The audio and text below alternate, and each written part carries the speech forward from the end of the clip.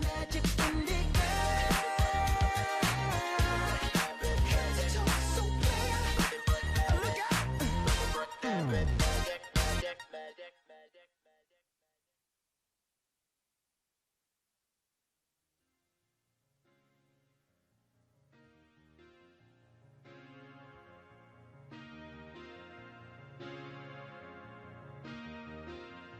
Thank you for coming home. Sorry that the chairs are all warm. I left them here, I could have sworn. These are my salad days, slowly being eaten away.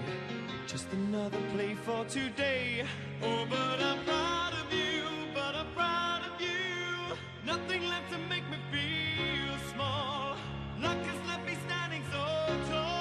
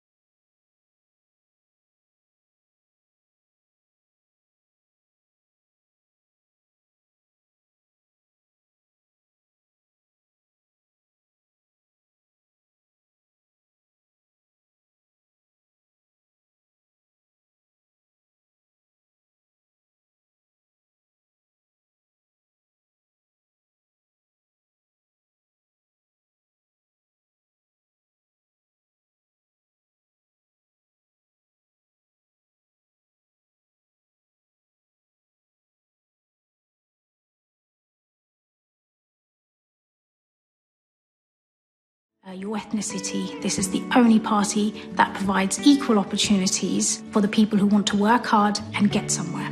So I've just finished 6 years of managing the NHS because, as well as keeping it well funded, they make it ask the hard questions, and it's not just a blast to look at how it spends its money, and I think it's become a lot more efficient as well. Being able to loads of young people, and recently I've been able to start to help to buy ISA, which is an example of the Conservatives bringing in something which really helps people to save money and to put it towards their long-term future. I'm currently a student studying law and international relations. Having a child aged 15 was very challenging and very difficult. To get up, I want to work and earn and provide a better life. At the age of 17, I worked hard and now I run my own business. Cutting corporation tax was a great boost to our business, and it's allowed us to grow and plan for the future. And we will do it again. The future's bright. So I wasn't born here.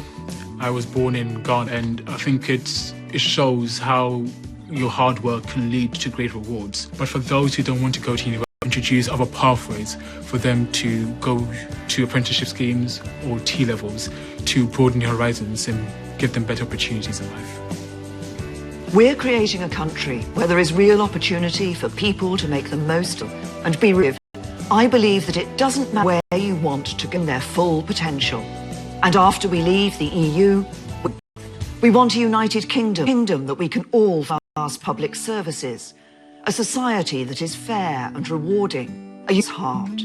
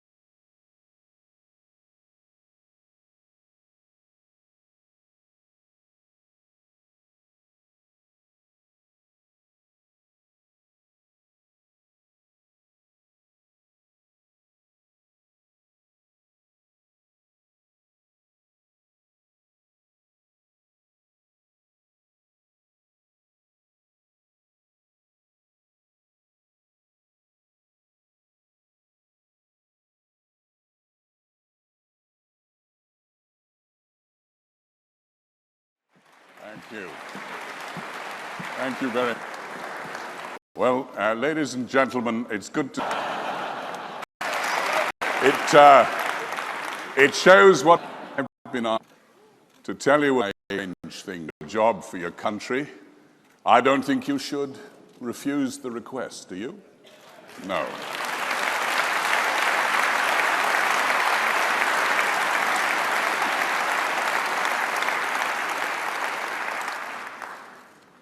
At 11 p.m. on the 29th of March 2019, we will leave the European Union.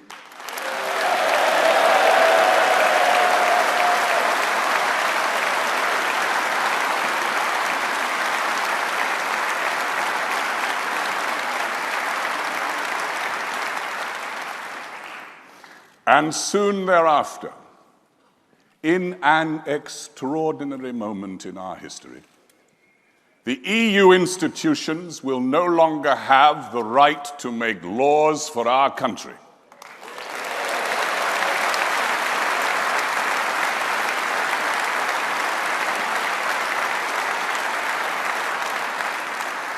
And that power will belong exclusively to the sovereign Parliament of Great Britain and Northern Ireland.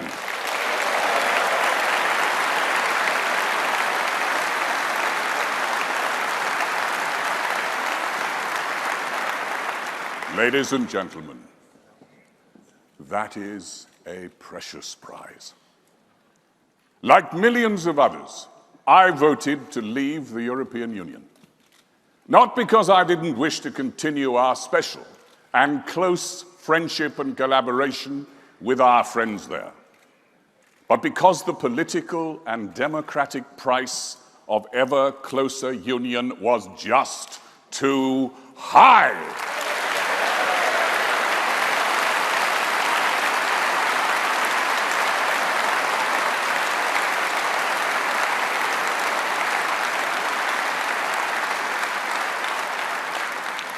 I was 15. True. I was once 15. I was 15 at the time of the first referendum. My generation did not get to vote. We waited 41 years to do so. And now, some want another referendum after 2. And the Labour Party are poised, waiting to see which way the wind blows.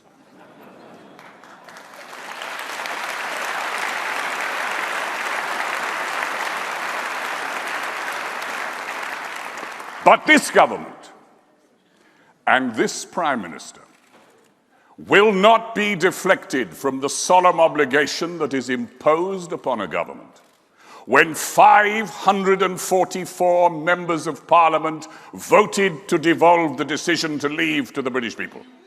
And once they had given their decision, 498 members of Parliament voted to give notice under Article 50 of our intention to do so.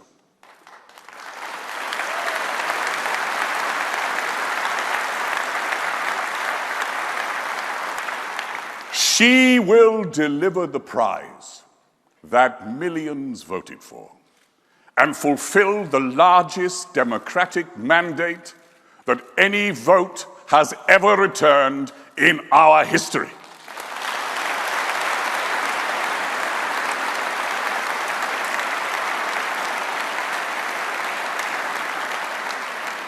And that is why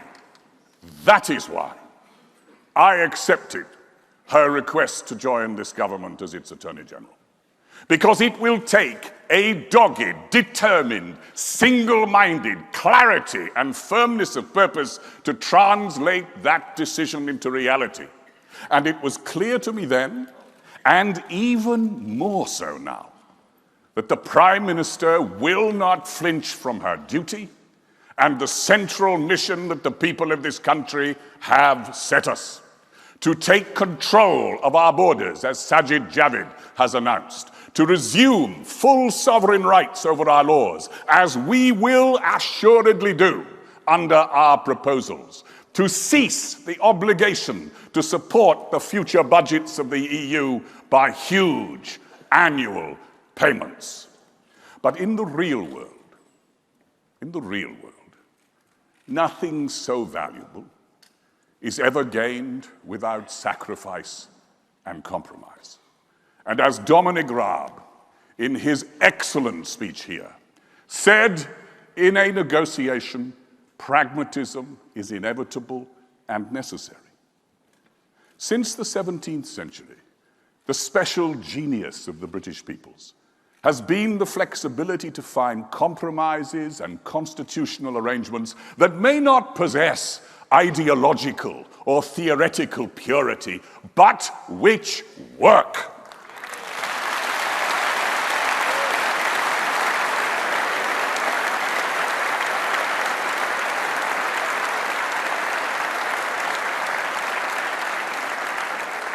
And we have asked that the European Union commit to that same flexibility, to preserve the economic benefits of smooth and fluent trade across our borders, while doing justice to the desire of the British people for self-government, and to maintain both the integrity of the United Kingdom and of the EU legal order. We know that on both sides, there are men and women who possess the vision and the goodwill to see how essential it is that acceptable arrangements are found. You know, as a lawyer, I have negotiated many agreements over the years. And as Dominic said, I know that the nature of a negotiation is, with apologies to the Rolling Stones, that you can't always get what you want. But we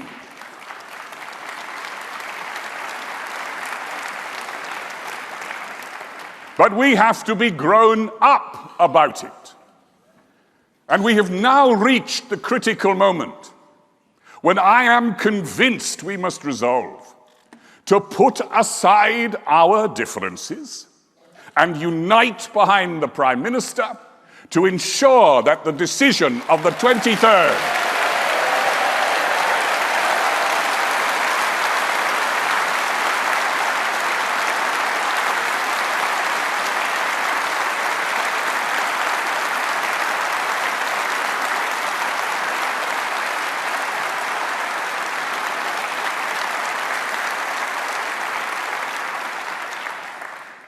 to ensure that the decision of the 23rd of June 2016 is not set at naught by those who would have us remain in the European Union. That would indeed have catastrophic consequences for the democracy of our country. We here, who argue that this great democratic mandate must be given effect, are the optimists. The whole premise and principle of Brexit is based on hope, not fear. We need not fear.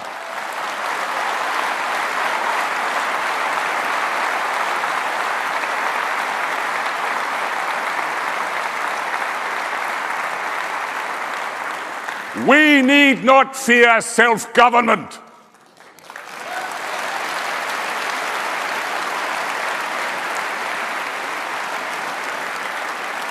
We believe that a nation like the United Kingdom will soon be able to gather her strength and, in close and amicable association with her friends, step out again into the world as a free, independent and sovereign partner to the other democracies.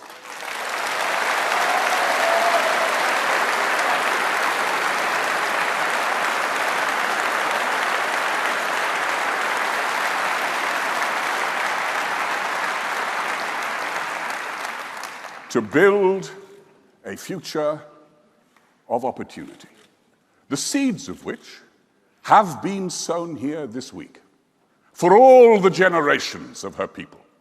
300,000 homes a year by the mid-2020s, giving the opportunity of home ownership to the young. an education system that encourages aspiration and the skills to achieve it, already delivering for the nearly 2 million more children who are now in good or outstanding schools, and an economy that rewards hard work and enterprise, helping businesses to cut employment to the lowest levels we have seen since the 1970s, giving the security of a regular wage to over 3.3 more million people in work.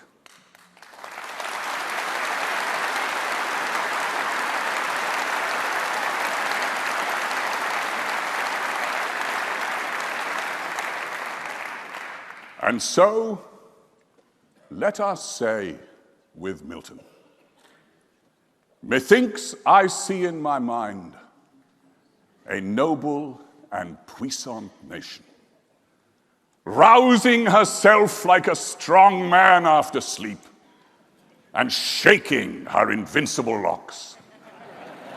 Methinks I see her as an eagle, mewing her mighty youth, and kindling her undazzled eyes at the full midday beam. Ladies and gentlemen, let us seize that prize.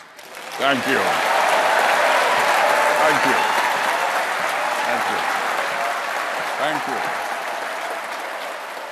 Thank you very much.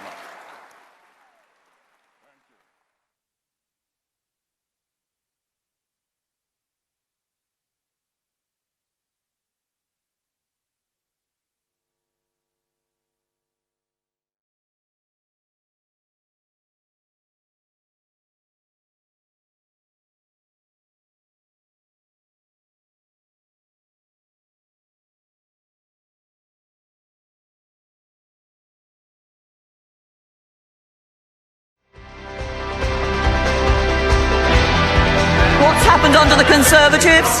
We have seen nearly 500,000 more people in work just over the last year. Record levels of employment. The unemployment rate at its lowest rate for 40 years or more.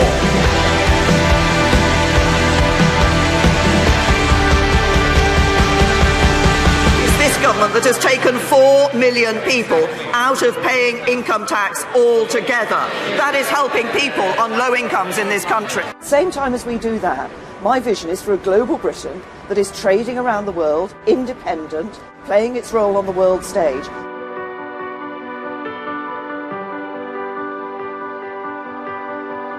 For when many of the greatest challenges we face are global in nature, the breadth of the Commonwealth, spanning 6 continents and a third of the world's population, offers a unique perspective in helping to forge the global solution. Alex Prager, Conservative, 2,155. This was the moment Labour officials realised Barnet, their top London target, was out of reach.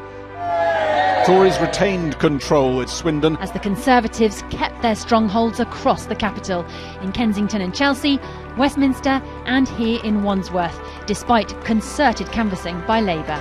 They thought they could take control. This was one of their top targets and they threw everything at it. But they failed. What we're doing is saying very clearly as a government that the NHS is our priority. For the 70 years of the National Health Service, for 43 of those years, it has been under the stewardship of a Conservative government. I use the NHS myself, but I also, as Prime Minister, go into hospitals and I've seen the pressure that the NHS has been under. That's why it's right that we make this our priority, that we ensure that the staff in the NHS have the resources they need to deliver the health care that is right for people that we want to see. At the last election, the Labour Party said that giving the NHS an extra 2.2% a year would make it the envy of the world. Well, we're not giving it an extra 2.2% or indeed 2.5% or 3%. We're giving it an extra 3.4% a year. What this government is doing is working for a good deal, preparing for every eventuality and preparing to ensure that this country makes success of leaving the EU regardless of the outcome of the negotiations. There's a bright future out there for us. We want to grasp the opportunities that Brexit provides. But the EU should be clear. I will not overturn the result of the referendum, nor will I break up my country. We need serious engagement on resolving the two big problems in the negotiations, and we stand ready.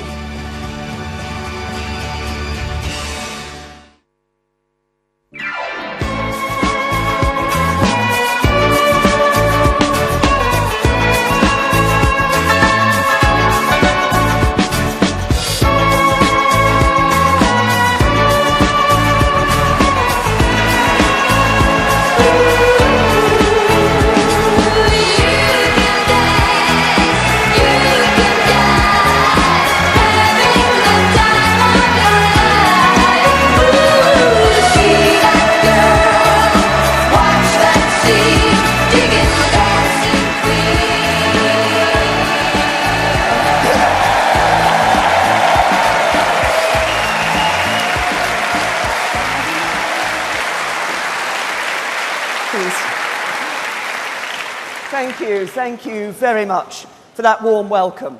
Now, can I just say, you will have to excuse me if I do cough during the speech. I've been up all night supergluing the backdrop.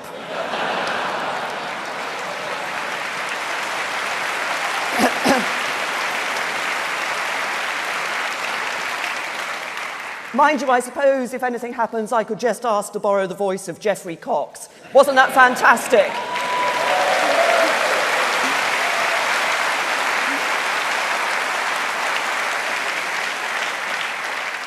There are some things about last year's conference that I have tried to forget. But I will always remember the warmth I felt from everyone in the hall. You supported me all the way. Thank you.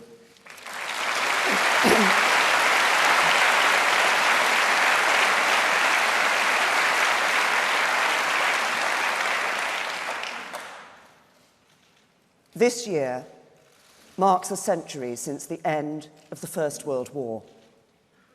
Just a few hundred yards from this conference centre stands a hall of memory, built to honour the sacrifice of men and women from this city in that terrible conflict. Inscribed within it are some familiar words. At the going down of the sun and in the morning, we will remember them. We do remember them. We remember the young men who left their homes to fight and die in the mud and horror of the trenches. We remember the sailors who shoveled coal into hellfire furnaces in the bowels of battleships. We remember the selflessness of a remarkable generation whose legacy is the freedom we enjoy today. I think of Hubert Grant, my father's cousin, in whose honour he was named. Hubert fought and died at Passchendaele at the age of just 19. Last year, at the service to mark the centenary of that battle, I took a moment to find his name on the Menin Gate, alongside thousands of his comrades. We will remember them.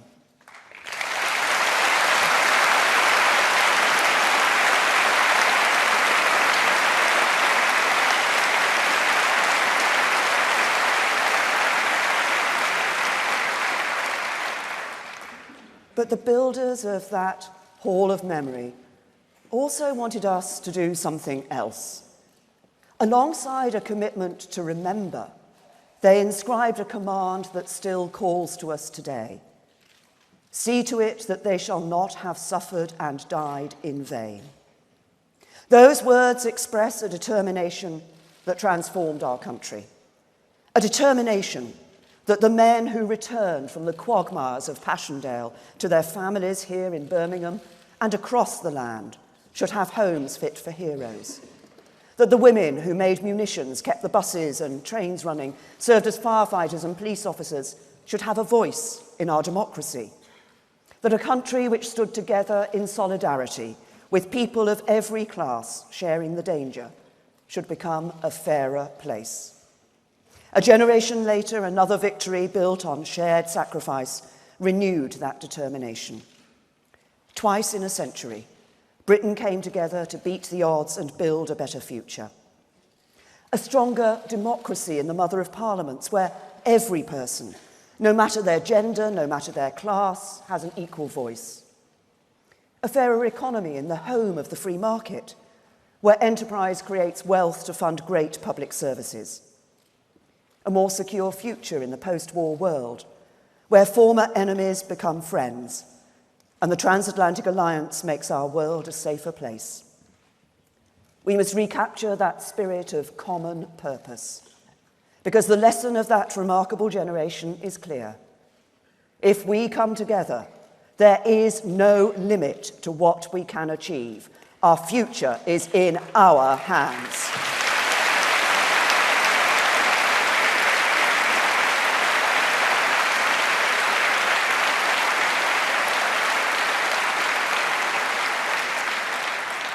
And that's why we're all in this hall today. It's the reason we chose to get involved in politics in the first place. We believe that by standing up to be counted, by working together, we can change our communities and our country for the better. It's not always glamorous. I've seen the trailers for Bodyguard. And let me tell you, it wasn't like that in my day.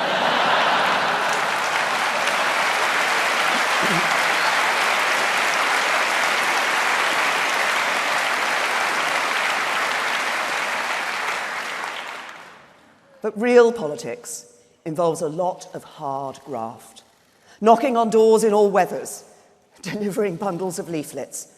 We do it because we believe in its potential to transform lives. We understood when we got involved that sometimes it's adversarial. But in the last few years, something's changed for the worse. I feel it, and I'm sure you do too. Rigorous debate between political opponents is becoming more like a confrontation between enemies. People who put themselves forward to serve are becoming targets. Not just them, their families as well. We all saw the sickening pictures of a far-left extremist shouting abuse at Jacob Rees-Mogg's children. And it's not only Conservatives who are facing abuse. The first black woman ever to be elected to the House of Commons receives more racist and misogynist messages today than when she first stood over 30 years ago. You don't have to agree with a word Diane Abbott says to believe passionately in her right to say it, free from threats and abuse.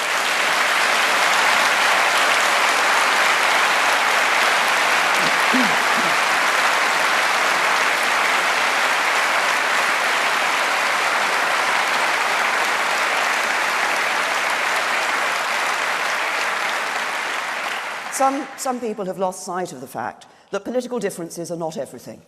I've served in local and national government, in office and in opposition. I know that no party has a monopoly on good ideas. Getting things done requires working together within parties and beyond them. When our politics becomes polarised and compromise becomes a dirty word, that becomes harder. And good people are put off public service. It doesn't have to be this way. Our party has more elected representatives than any other.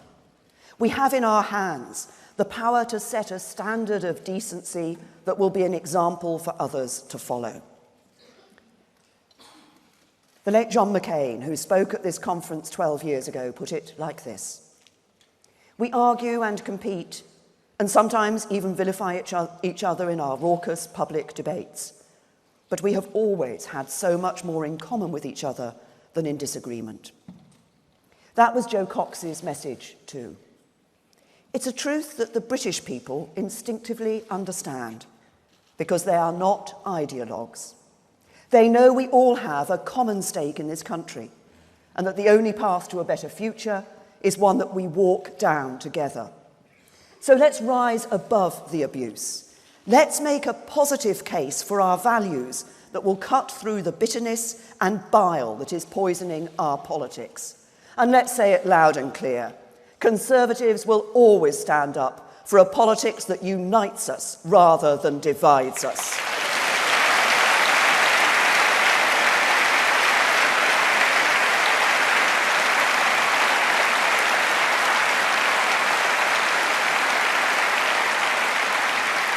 Now, that used to be Labour's position too. But when I look at its leadership today, I worry it's no longer the case. We all remember what the Labour Party used to be. We passionately disagreed with many of their policies. Every Labour government left unemployment higher than they found it. Every Labour government ran out of other people's money to spend. Every Labour government left the economy in a mess. But at least they had some basic qualities that everyone could respect. They were proud of our institutions. They were proud of our armed forces. They were proud of Britain. Today, when I look across at the opposition benches, I can still see that Labour Party, the heirs of Hugh Gaitskell and Barbara Castle, Dennis Healey and John Smith, but not on the front bench.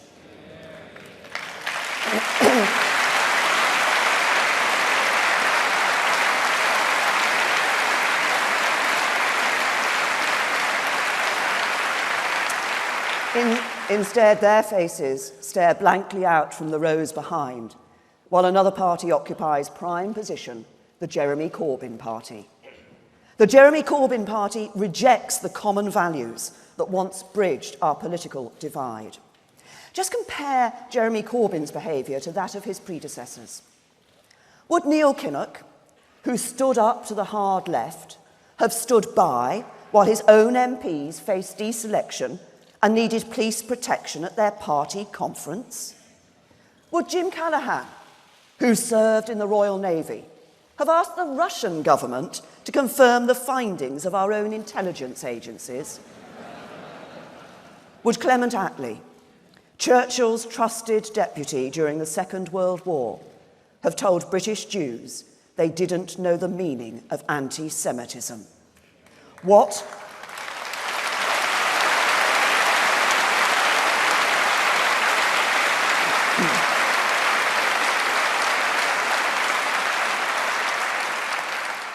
has befallen Labour is a national tragedy.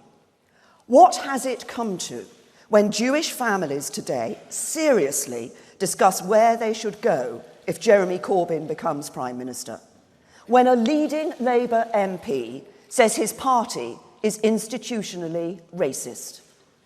When the leader of the Labour Party is happy to appear on Iranian state TV but attacks our free media here in Britain?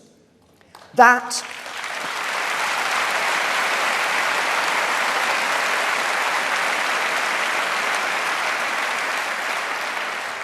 is what Jeremy Corbyn has done to the Labour Party. It is our duty in this Conservative Party to make sure he can never do it to our country.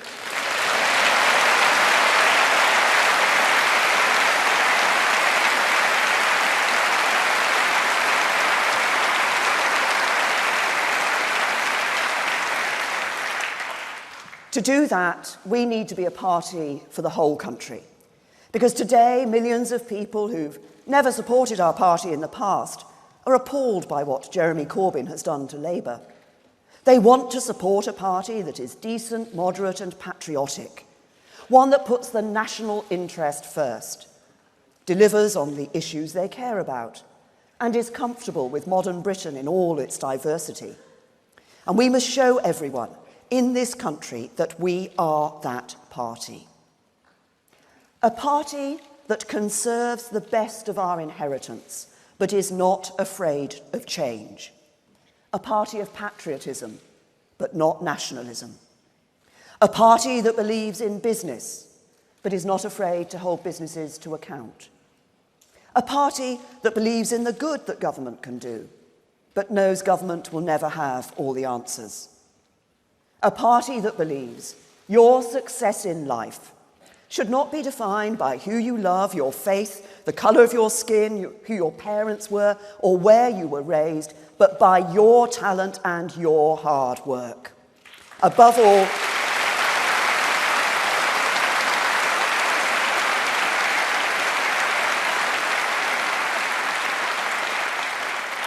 above all, a party of unionism, not just of 4 proud nations, but of all our people. A party not for the few, not even for the many, but for everyone who is willing to work hard and do their best.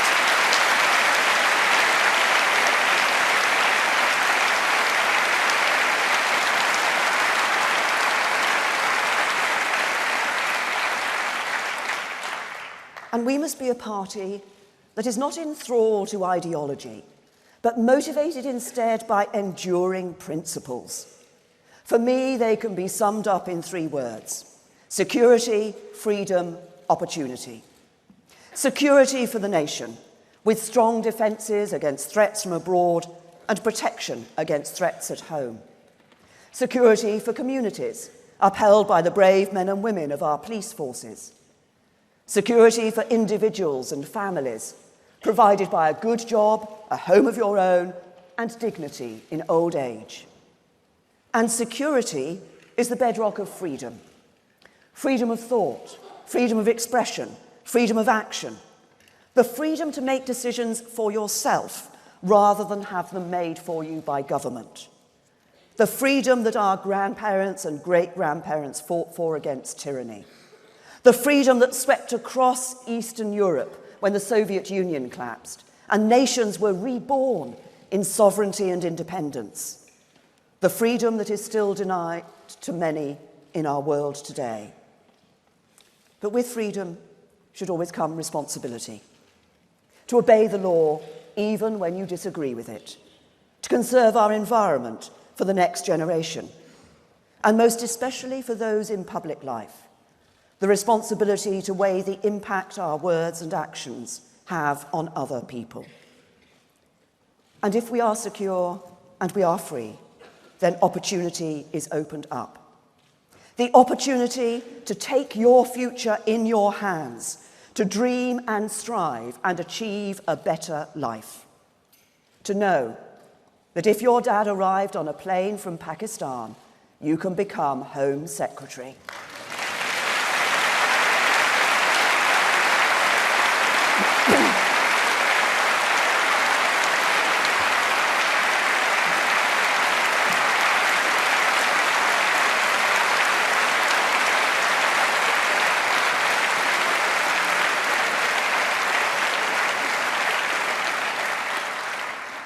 That if you spent time in care, you can be in the cabinet.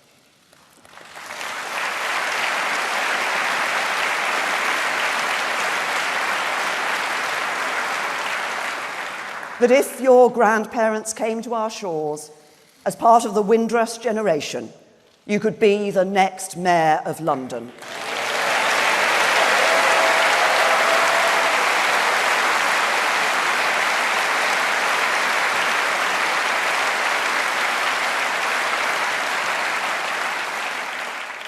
That if you are pregnant with your first child and engaged to your girlfriend, you could be the next First Minister of Scotland.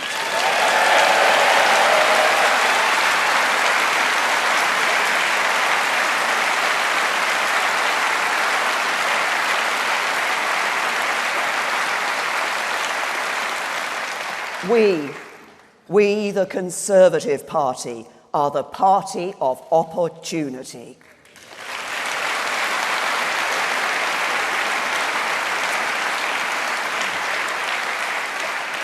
Now, no institution embodies our principles as Conservatives more profoundly or more personally than our National Health Service.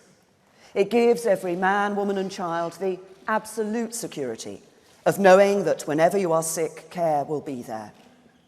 What greater freedom than to live your life never having to worry about whether you can afford the treatment you need?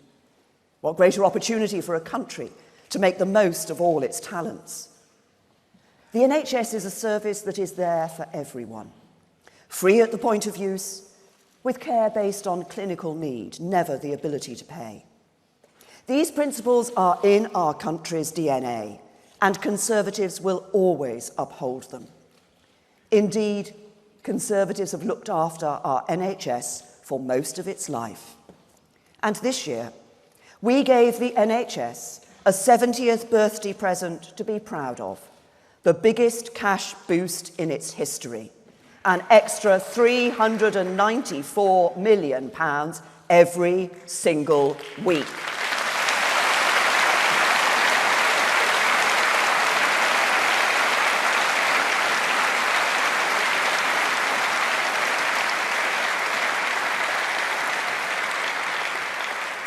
And in return, the NHS will produce a new long-term plan to make sure every penny makes a difference on the front line. So next time you hear someone say that the Tories don't care about the NHS, tell them about that extra funding.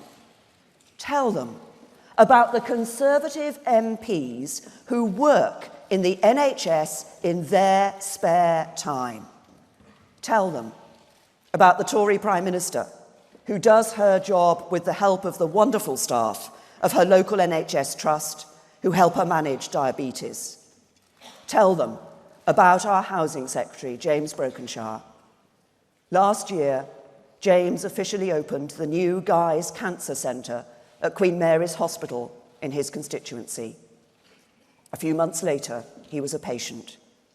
The outstanding NHS care he received helped him recover, and now he is back serving in the cabinet.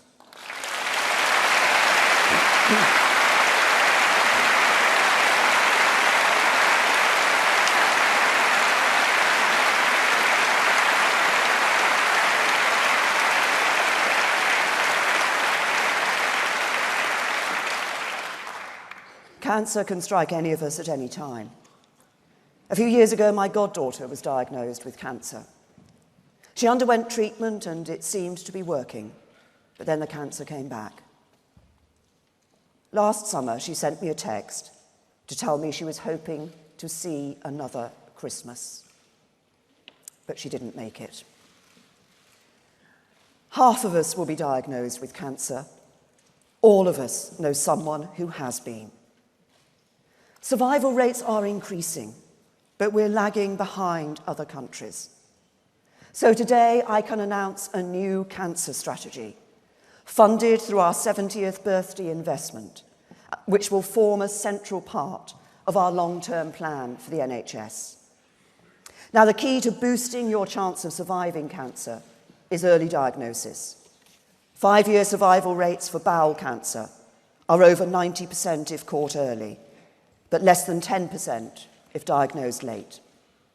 Through our cancer strategy, we will increase the early detection rate from 1 in 2 today to 3 in 4 by 2028.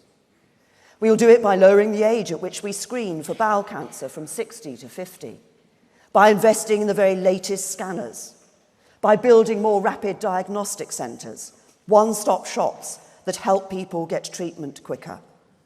This will be a step change in how we diagnose cancer.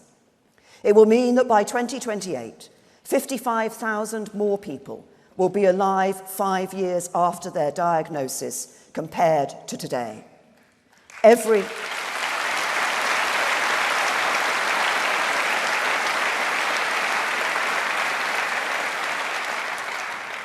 life saved means precious extra years with friends and family.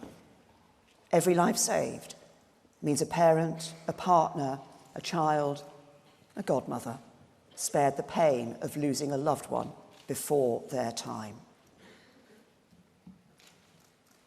Our NHS saves countless lives every day.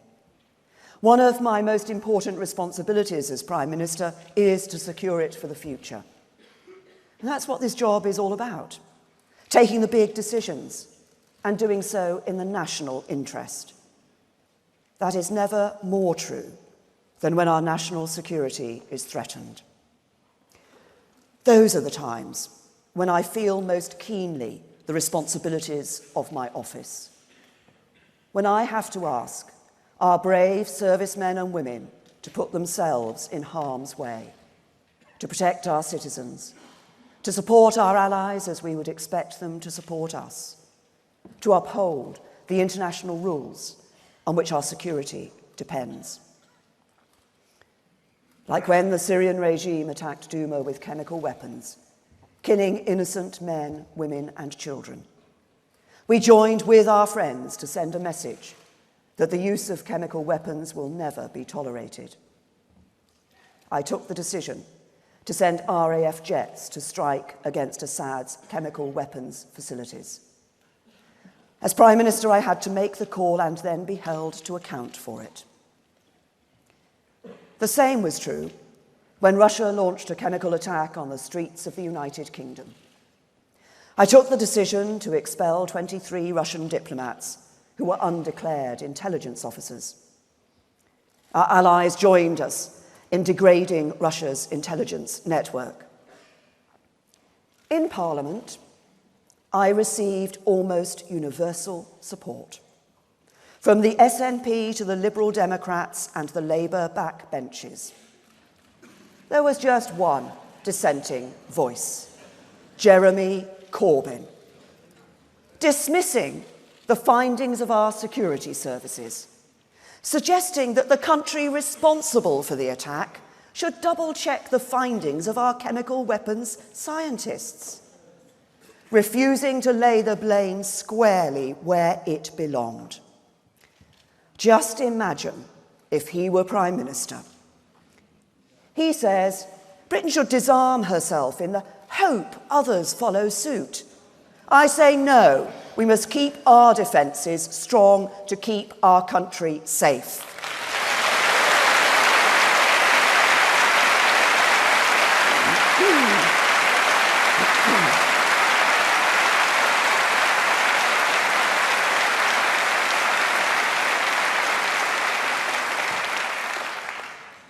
He says a strong NATO simply provokes Russia. I say no, it is the guarantor of our freedom and security. He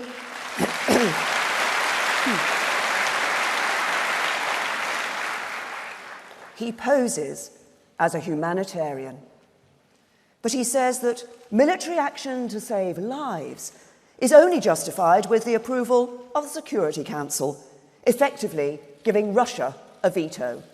I say no. We cannot outsource our conscience to the Kremlin.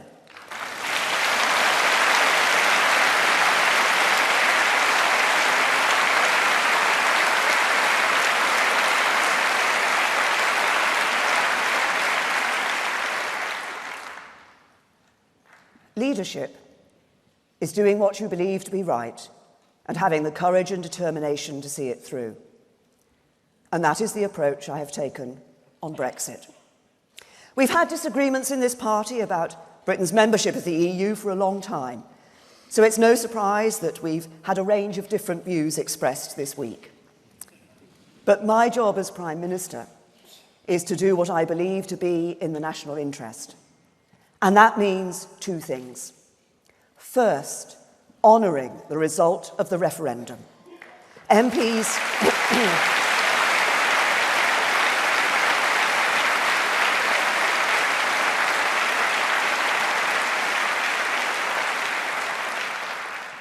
asked the British people to take this decision. We put our faith in their judgment. They have put their faith in us to deliver. I will not let them down.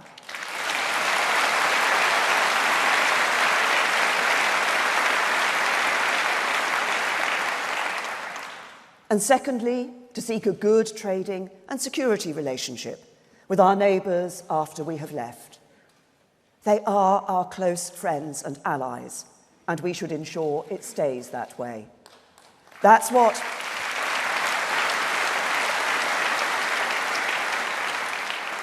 I said at Lancaster House. It's what we promised in our manifesto, and it's what I've worked day and night for the last 2 years to achieve. No one wants a good deal more than me, but that has never meant getting a deal at any cost. Britain isn't afraid to leave with no deal if we have to, but we need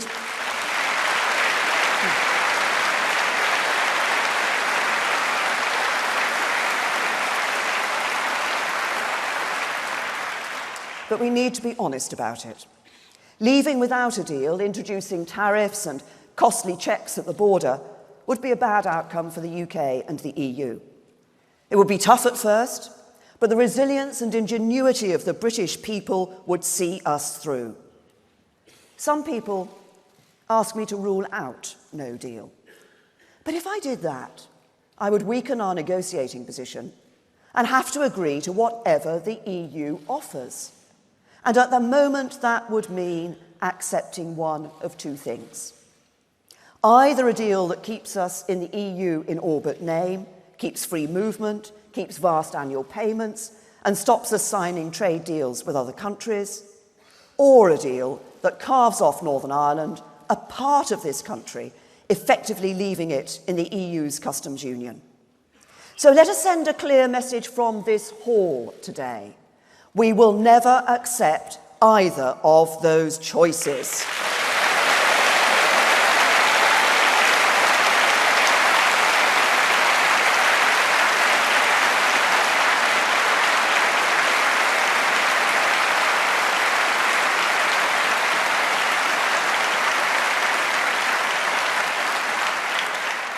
We will not betray the result of the referendum, and we will never break up our country.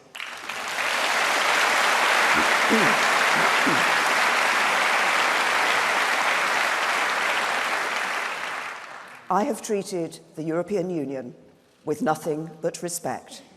The United Kingdom expects the same.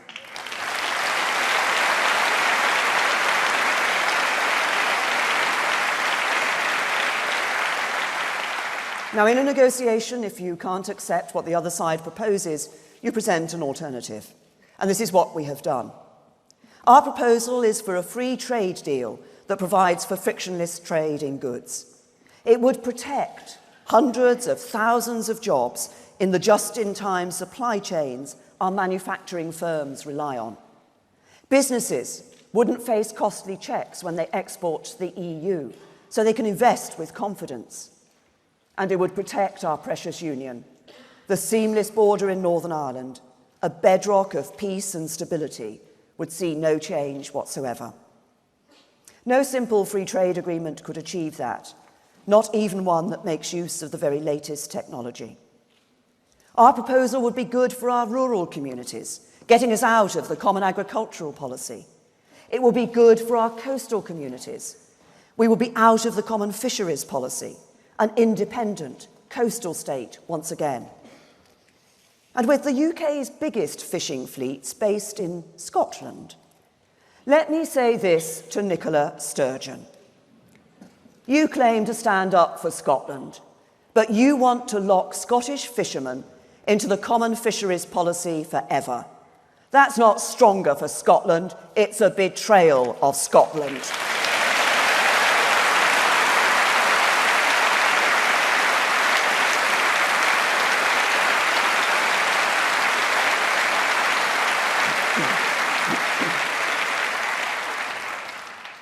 Our proposal would mean we could renew our role in the world, strike new trade deals with other countries. With control of our money, we can spend more on our NHS.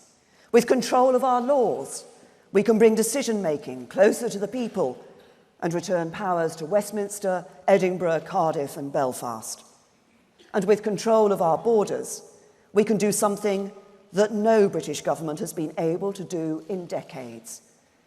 Restore full and complete control of who comes into this country to the democratically elected representatives of the British people.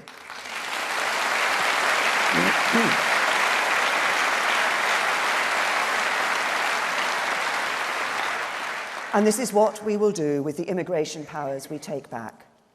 The free movement of people will end once and for all. In its place, we will introduce a new system.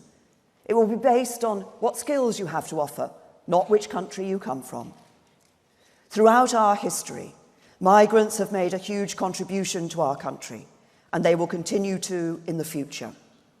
Those with the skills we need who want to come here and work hard will find a welcome. But we will be able to reduce the numbers as we promised. And by ending free movement, we will give British business an incentive to train our own young people and to invest in technology that will improve their productivity. So this is our proposal, taking back control of our borders, laws and money. Good for jobs, good for the union, it delivers on the referendum, it keeps faith with the British people. It is in the national interest.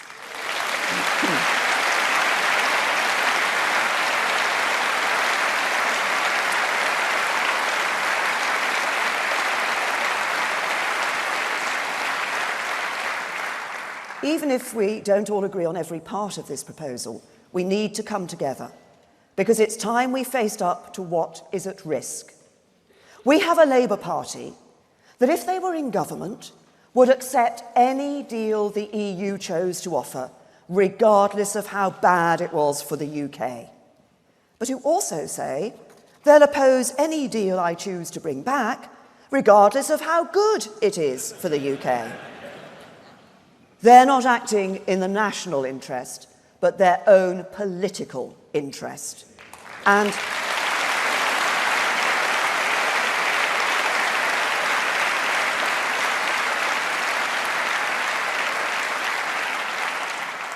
there are plenty of prominent people in British politics, in Parliament and out of it, who want to stop Brexit in its tracks. Their latest plan is to hold a second referendum. They call it a people's vote. But we had the people's vote, and the people chose to leave.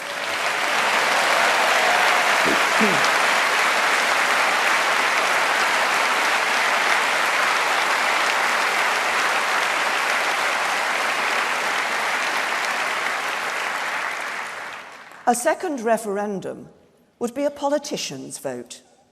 Politicians telling people they got it wrong the first time and should try again. Think for a moment what it would do to faith in our democracy if, having asked the people of this country to take this decision, politicians tried to overturn it. Those of us who do respect the result, whichever side of the question we stood on 2 years ago, need to come together now. If we don't, if we all go off in different directions in pursuit of our own visions of the perfect Brexit, we risk ending up with no Brexit at all.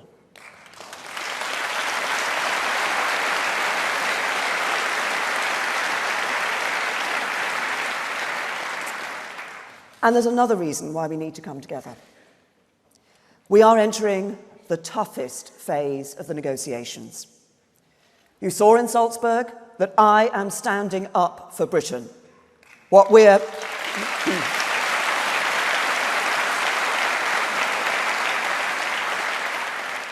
are proposing is very challenging for the EU. But if we stick together and hold our nerve, I know we can get a deal that delivers for Britain.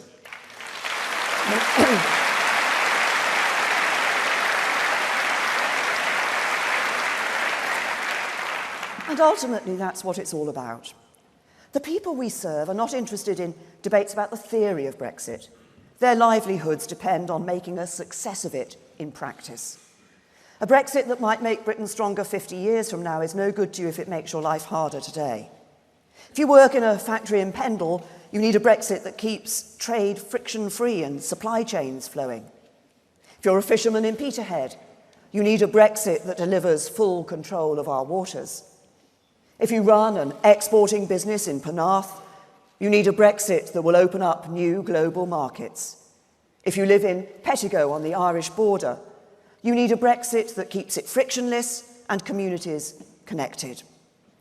These things matter to you, so they matter to me.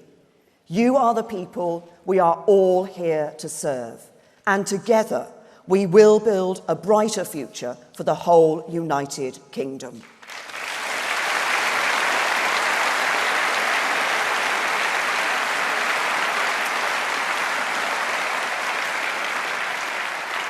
I passionately believe that our best days lie ahead of us and that our future is full of promise. We have fundamental strengths as a country. English is the global language. We can trade with Shanghai over morning coffee and San Francisco at tea time. Our courts are incorruptible, our universities world-leading, our soft power unrivaled.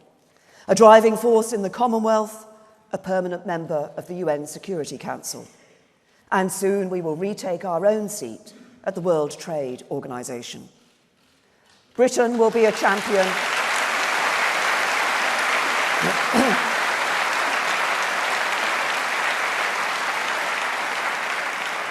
Britain will be a champion for free trade across the globe. And I want to thank our fantastic trade envoys for leading that work. But our greatest strength of all is the talent and diversity of our people. We have produced more Nobel Prize winners than any country apart from America. We are home to amazing innovators, creators, and entrepreneurs. Our wonderful public servants are the best in the world. The compassion of our NHS staff, the dedication of our teachers, the bravery of our police, and the matchless courage of our armed forces.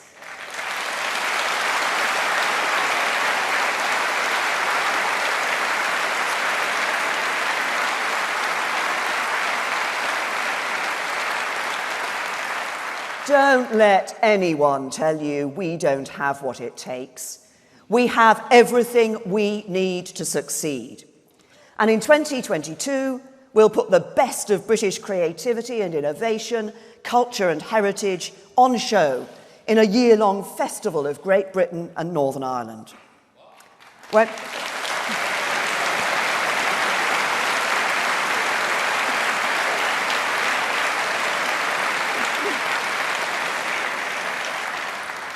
Whenever I travel, I find a renewed interest in Britain. Let me give you one example. Last month, I became the first British Prime Minister to visit Kenya for 30 years. This is a Commonwealth partner, a nation of over 50 million people on a continent that will be an engine room of economic growth in the years ahead. Their message to me was clear. Our businesses want to trade with you. Our young people want to study with you. Our scientists and artists want to collaborate with you. Yet I was the first Prime Minister to visit since Margaret Thatcher. There's a whole world out there. Let's lift our horizons to meet it.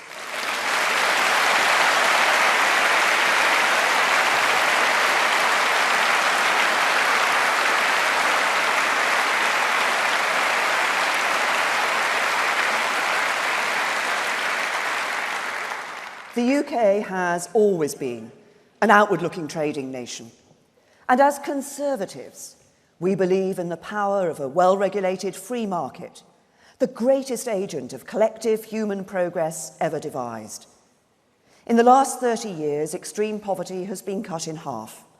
Global life expectancy has increased by nearly 20 years. Child mortality has halved. But the free market hasn't just saved lives, it's improved them. The internet, smartphones, cheap air travel, electric cars, even flat-pack furniture.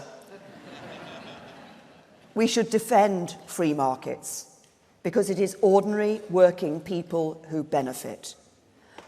Closed markets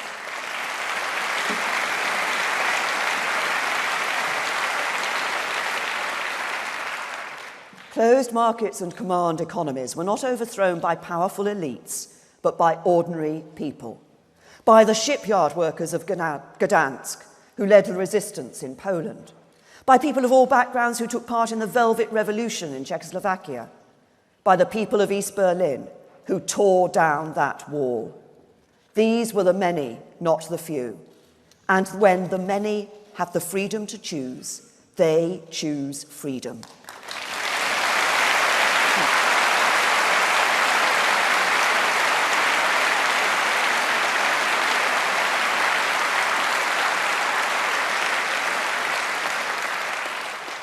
I saw it last month in South Africa. I was speaking to some inspiring young people full of fire and hope for their futures. Some told me they wanted to be doctors, others lawyers. Some might even have been inspired to become professional dancers. Maybe not.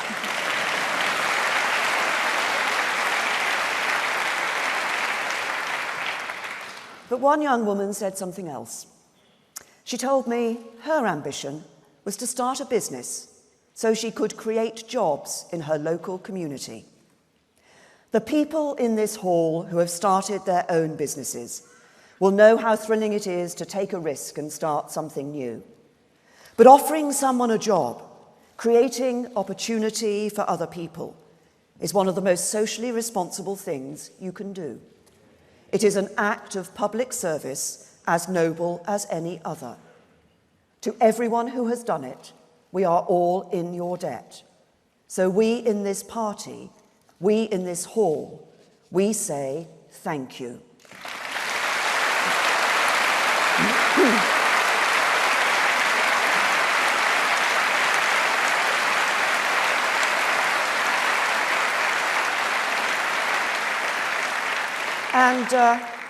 And to all businesses, large and small, you may have heard that there's a 4-letter word to describe what we Conservatives want to do to you. It has a single syllable. It is of Anglo-Saxon derivation. It ends in the letter K. Back businesses.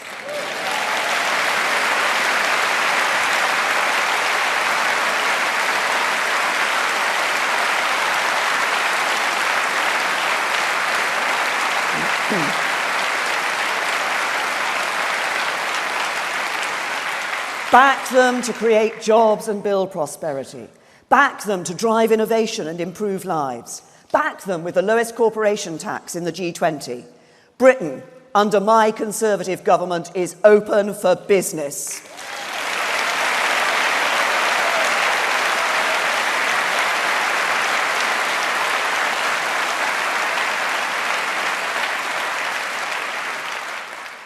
We support free markets because we know their strengths, but we also know their limits.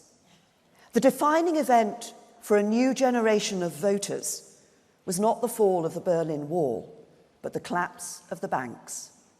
It was the biggest market failure in our lifetimes, a recession in which almost 750,000 jobs were lost, sound businesses forced to close because they could not access credit, people queuing to withdraw their money from Northern Rock. Thanks to Labour, the country was not prepared. The government ended up borrowing £1 for every £4 it spent. It fell to our party to clear up the mess. 8 years on, how have we done? Our economy is growing, the deficit down by 4/5, unemployment at its lowest since the 1970s, youth unemployment at a record low, households where nobody works down by almost 1 million. And we should not forget what's behind those numbers. The parent who swaps a benefit check for a regular wage. The youngster leaving school and never having to sign on. The children growing up with an example of hard work. Hope and dignity for millions of people in our country. We should be proud of our record.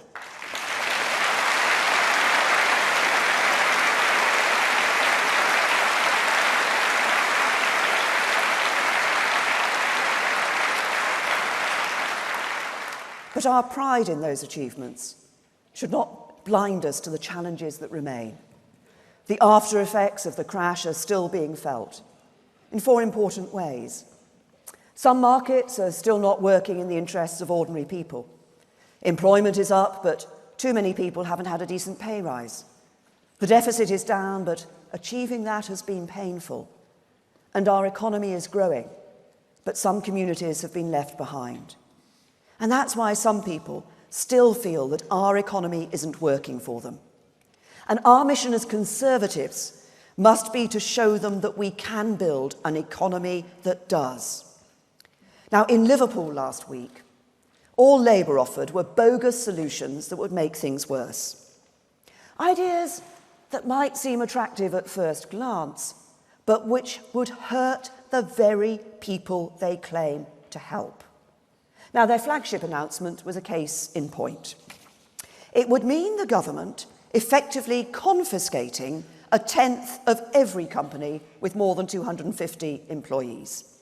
Workers wouldn't become shareholders, and much of the income generated would end up with the government.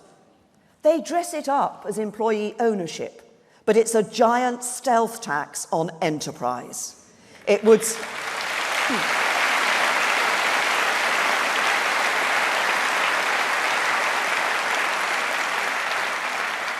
slash the share prices of British businesses, hitting anyone with a private pension. It would make the UK an unattractive place to invest, driving away business, destroying jobs. The same is true of their nationalisation policy. They want our railways and utilities to be owned entirely by the government. But when you nationalise something, people pay for it twice. Once when they use the service, and again every month through their taxes. Investment in them goes down because when governments are setting budgets, they'll always choose schools and hospitals over reservoirs and railways, so people get a worse service. Even some in the Labour Party admit their programme of nationalisation and their endless expensive promises would cost £1 trillion. That's right, £1,000 billion, the cost of Labour. And that's not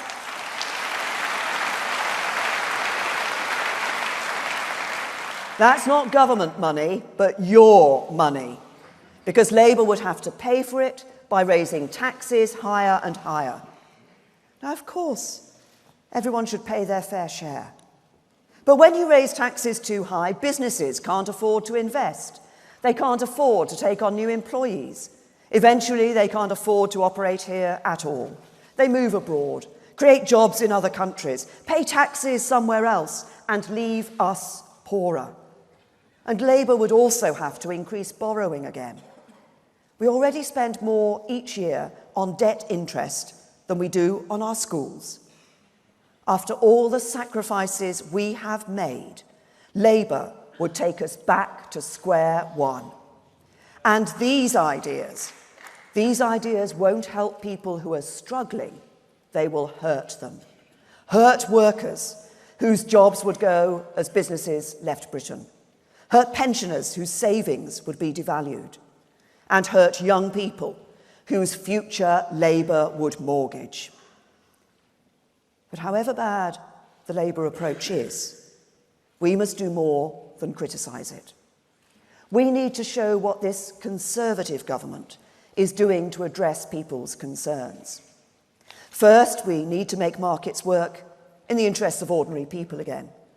That's why we toughened up our corporate governance rules. We're giving workers a stronger voice in the boardroom.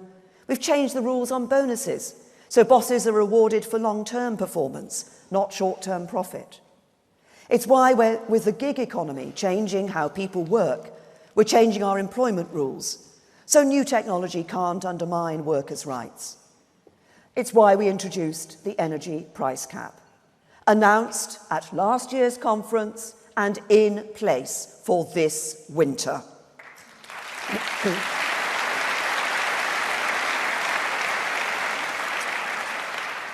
It will stop energy firms charging their most loyal customers unfair prices. Any other companies charging their customers a loyalty penalty should know we will take action. Because we put the interest of consumers first, we've also announced a fundamental review into our railways. Since privatisation, investment in the network has gone up, safety has improved, and more people are travelling by rail than ever before.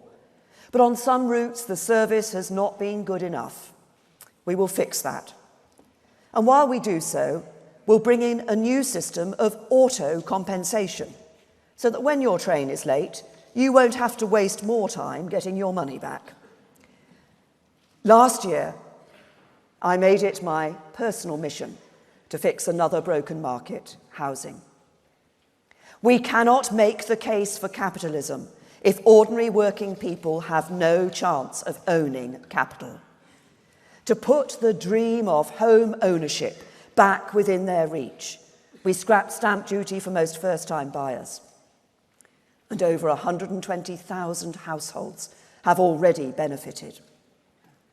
We've helped 500,000 people onto the housing ladder through other schemes like Help to Buy.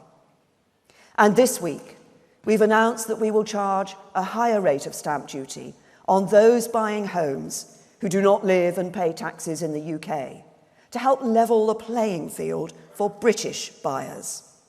And the money raised will go towards tackling the scourge of rough sleeping.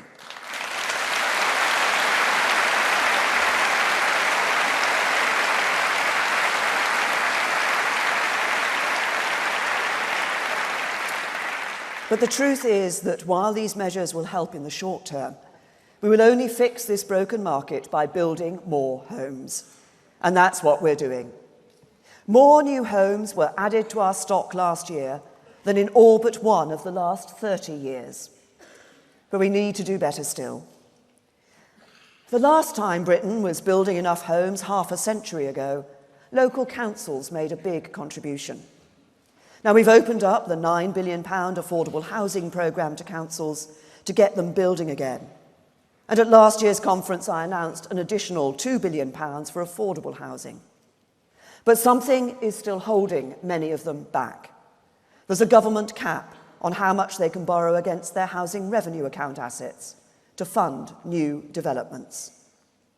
Solving the housing crisis is the biggest domestic policy challenge of our generation.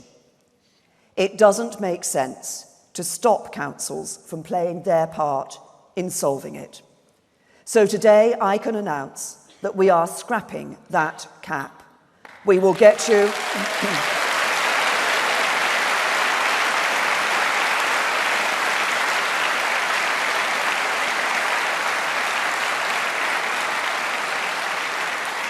We will help you get on the housing ladder, and we will build the homes this country needs.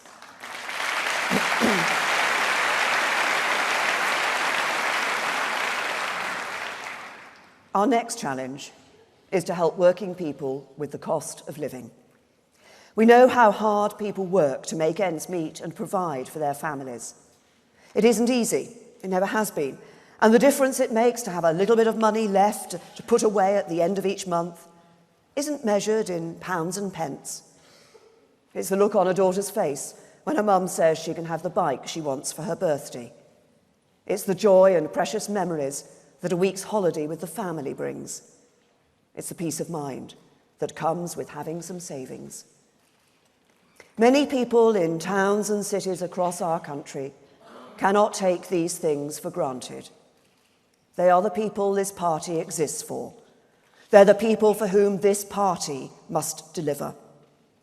It's for them that we cut income tax, introduced a national living wage, extended free childcare, and froze fuel duty every year. Because for millions of people, their car is not a luxury, it's a necessity. Some have wondered if there would be a thaw in our policy this year. Today, I can confirm, given the high oil price, the Chancellor will freeze fuel duty once again in his budget later this month.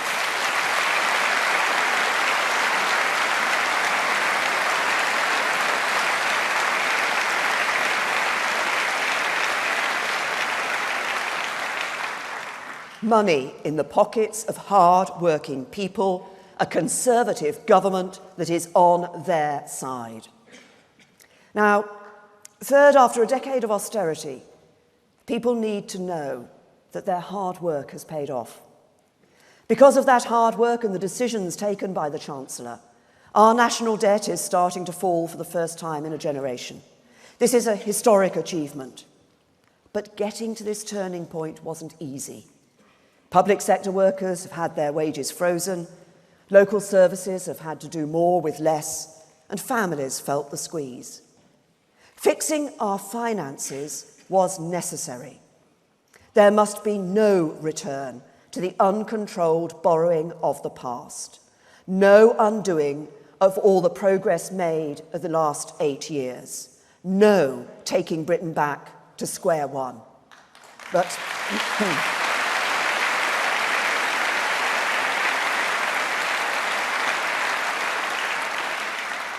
but the British people need to know that the end is in sight. And our message to them must be this: we get it. We're not just a party to clean up a mess. We're a party to steer a course to a better future. Sound finances are essential, but they're not the limit of our ambition. Because you made sacrifices, there are better days ahead. So when we've secured a good Brexit deal for Britain, at the spending review next year, we will set out our approach for the future. Debt as a share of the economy will continue to go down. Support for public services will go up. Because a decade after the financial crash, people need to know that the austerity it led to is over and that their hard work has paid off.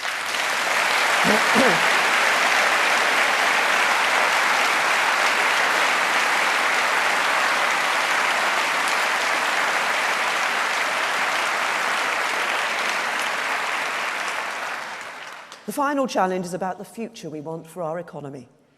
We stand on the threshold of technological changes that will transform how we live and work, travel and communicate.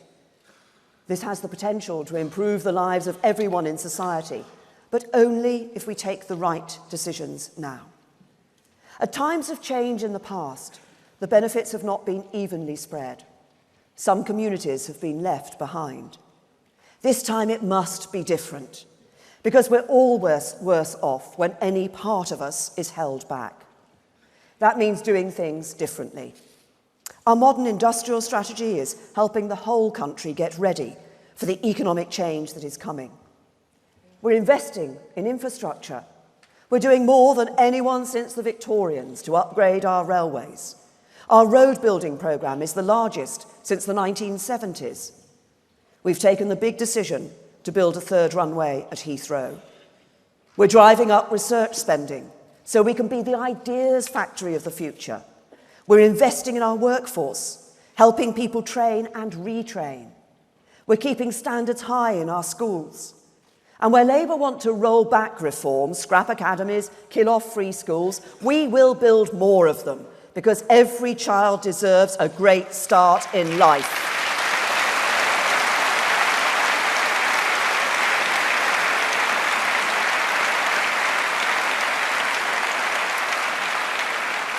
Every child in every town and city across the whole country. So that's our Conservative answer. Fixing markets, not destroying them. Helping with the cost of living. Ending austerity. An economy of the future with nowhere left behind. This is how we will build a country that works for everyone. I made that my mission when I stood for the leadership. It was what I dedicated my government to do on the steps of Downing Street. And it is the future this party will deliver. Everyone in this hall has the power to shape that future. This is a moment of opportunity for our party to champion decency in our politics, to be the moderate, patriotic government this country needs. To be a party not for the few, not even for the many, but for everyone who works hard and plays by the rules. And it's a moment of opportunity for our country to honour the result of the referendum, to come together to make a success of the decision we took, to build the homes we need, to get the next generation on the housing ladder, to help people who are struggling to make ends meet, to invest in our vital public services, to renew our precious National Health Service, to lead the world in the technologies of the future, to ensure every family and every community shares the success, to tackle the burning injustices that hold people back. We stand at a pivotal moment in our history. It falls to our party to lead our country through it.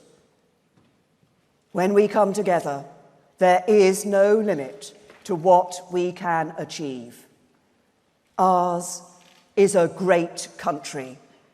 Our future is in our hands.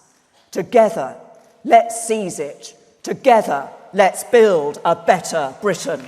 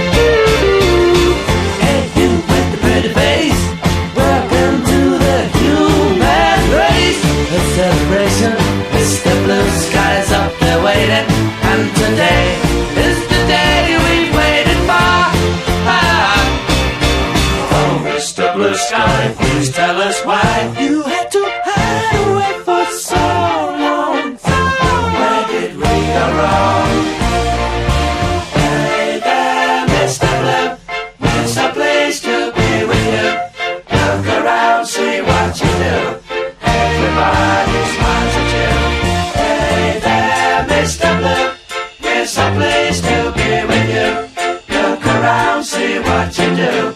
Everybody